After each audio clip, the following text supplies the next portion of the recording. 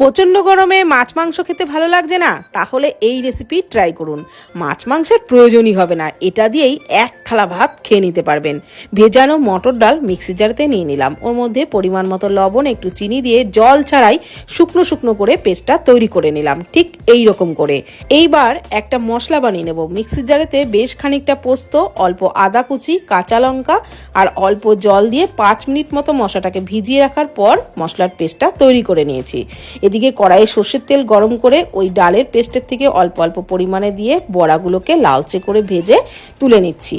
বড়াগুলো ভেজে তুলে নেওয়ার পর ওই তেলের মধ্যে দিয়ে দিলাম কালো জিরে ফোড়নে, তারপর দিয়ে দিচ্ছি কেটে রাখা ঝিঙে। একটু বড় বড় করে এই ঝিঙেগুলো কেটে নিয়েছিলাম।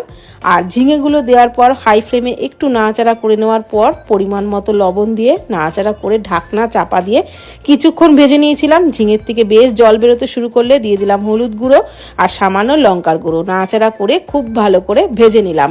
দিয়ে দিলাম ওই মশলার পেস্টটা আর ভালোভাবে মশলার সাথে নাড়াচাড়া করে ঝিঙেকে কষিয়ে নিলাম। তারপর মশলার বাটি ধোয়া আরও কিছুটা জল দিয়ে দিলাম চেরা কাঁচা লঙ্কা আর ভেজে রাখা বড়া আর দিয়ে দিলাম চিনি। নাড়াচাড়া করে ভালোভাবে ফুটিয়ে নিলাম। তারপর সবশেষে দিয়ে দিচ্ছি একটু কাঁচা সর্ষের তেল। নাড়াচাড়া করে নিয়ে গরম ভাতের সাথে খাবেন, আর কিছুই লাগবে না।